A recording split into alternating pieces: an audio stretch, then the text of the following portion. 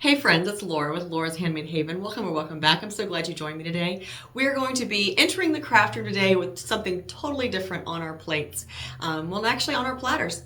So I have a few Nora Fleming platters and some other little accessories and things for my kitchen. And I don't know if you're aware or if you've heard of Nora Fleming, but they are super neat. This is actually the cracker dish.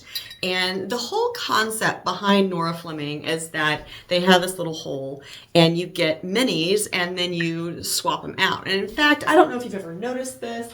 This is a tea light piece by Nora Fleming, and it has the hole here where you can switch out the minis. And this little jar is actually one of the minis that she put out. So I have, like I said, I have several of her pieces. I have several platters. I have obviously the cracker tray, the tea light. I have a soap dispenser. So I have lots of things, and I have lots of minis. But every once in a while, I run across something that I'm like, I'd really like something totally custom. So thankfully, we have this really cool shop here in town called the Mud Room, and you can go and get little ceramic pieces. They're like ceramic bisque, and you paint them, and then they'll fire them for you, and then you go back a week or so later and you pick them up. Well, a few years ago, I went and painted this cute little turtle with the intent that I was going to turn him into a mini. I also painted this little frog, and with the same intent that I would turn him into a mini. Has that been done? No. But I do have another platter that has one mini on it that I have made custom with a piece that I painted from the mudroom. So if you have little ceramic shops in your area that have little bisque pieces that you can go paint, this might be something you want to check out, because all you're looking for is a ceramic piece that you can paint that has a hole in the bottom. The hole in the bottom is important because you need to be able to insert a stopper. Now this one I need to glue back in. I didn't use the right kind of glue, but it stays in there and then it will attach onto my platter and it's perfectly fine. So see, it just goes, yeah, it's fine. So like I said, you want a ceramic piece that has a hole in the bottom so you can insert that stopper. Now you're gonna say, Laura, where am I gonna get these stoppers? Well, believe it or not, on eBay, you can find everything.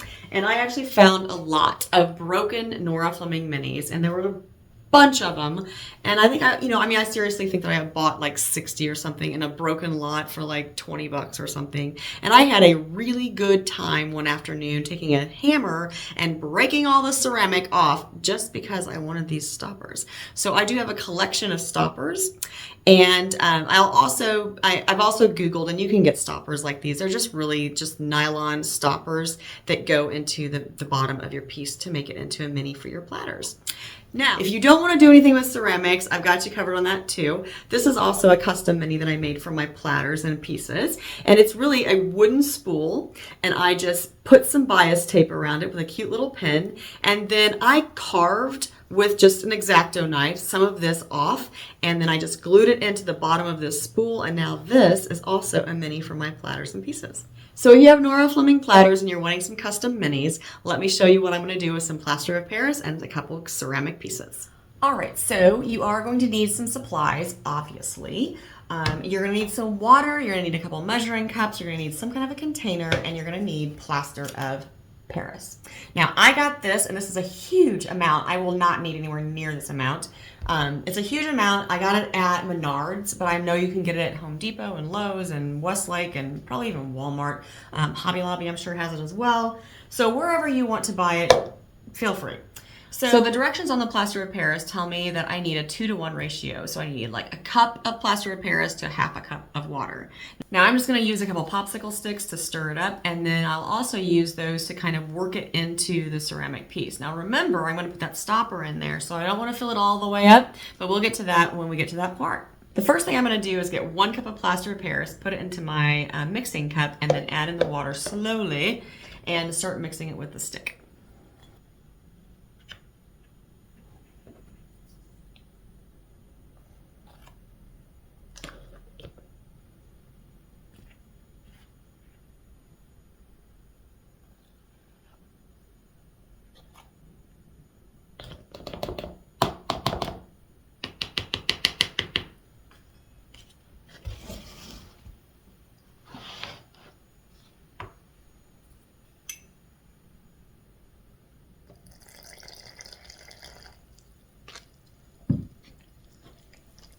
Now the directions do say to make sure you work quickly with this. You want to make sure you're applying it within 5 to 6 minutes. So I really think that this might be enough for both pieces, but it may only be enough for one. Either way, I'm going to try to work quickly.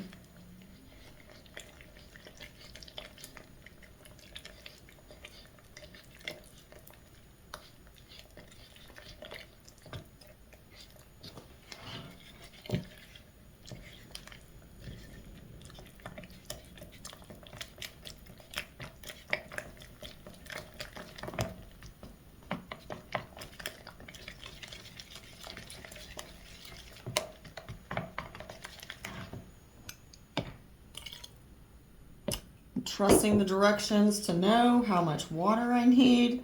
This looks a little thin to me, but I'm gonna trust them.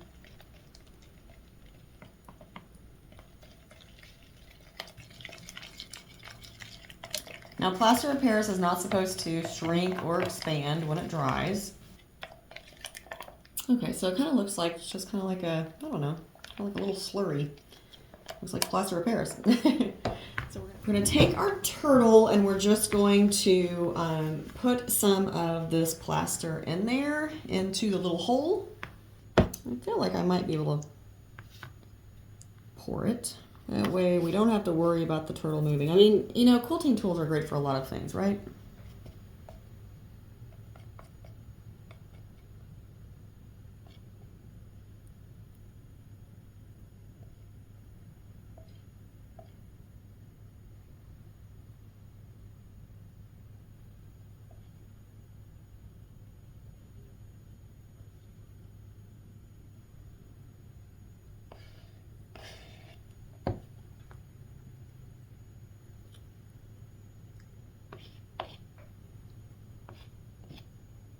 I need to put a lot more in there than what's in there right now. You can kind of see it's about half full.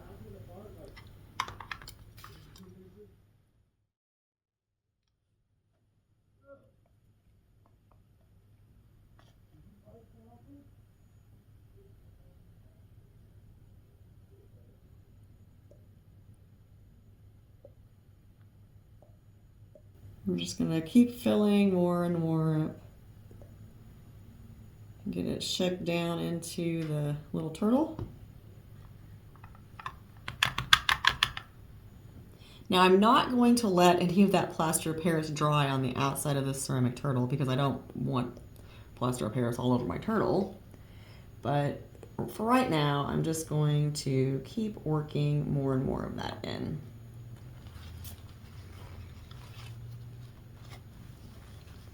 Now we're going to take the stopper and just push it in. Let's see where we're at. Oh, we need more plaster of Paris in there. All right. Put the little turtle back.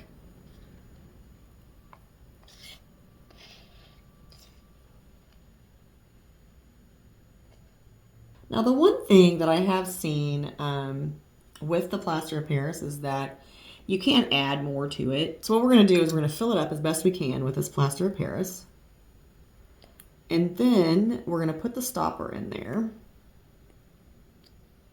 And then it has to sit for several hours in order to dry. Once it's dry, if we, the stopper is not going to be stuck in the plaster of Paris because it's Teflon. So it's going to come right out. You have to glue it in. I usually use like an E6000 to glue the stopper in. And at that point, if I feel like there's not enough plaster inside of the turtle, then I will just simply add some more. And that's not a problem at all. You can totally do that. So let me wipe off this little turtle and get him in a spot where he can sit and dry. All right, so I have my little turtle all cleaned up and the stopper is in there just because I want to make sure that I have a hole for it. And then the whole thing is filled up with plaster of Paris. Obviously, this is a heavier piece than it was when I first started, but he's going to be so cute on one of my little platters, isn't he? All right, so I'm going to put this one off to the side so it can dry. Like I said, it says 30 minutes to an hour, but I will probably let this dry for several hours before I attempt to check the stopper or anything like that. Just because it is inside of this little ceramic piece and it's, you know, a big glob. It's not like you would be spreading it out on a wall as the intent is for plaster of Paris. All right, now the frog also has a hole, a much bigger space to fill because you do want to try to fill up as much as you can inside of here. So here we go. Again, I just want to kind of give myself a way to keep him from moving too much on me. Turn this around maybe so you can see a little better. And again, we're just going to start filling it up with the plaster of Paris. Now this is getting thicker because it's been sitting for a few minutes.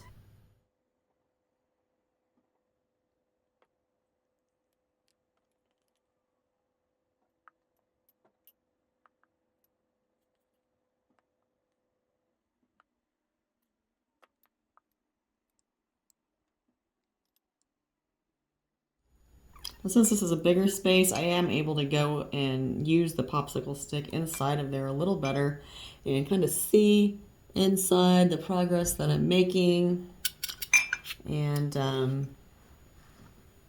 move it around a little bit. The little turtle was tricky. We're about 3/4 of the way full on the frog.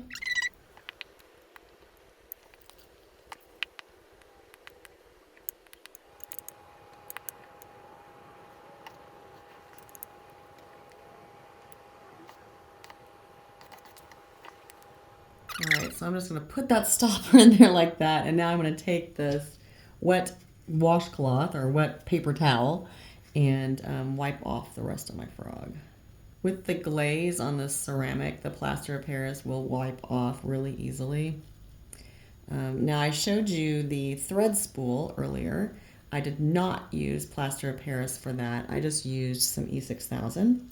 And that's what I will be using on these as well. Once this plaster of Paris is all dried up, I will remove the stopper and use some E6000 to glue that into place. So I'm going to go ahead and clean up the rest of this frog and then we'll wrap up.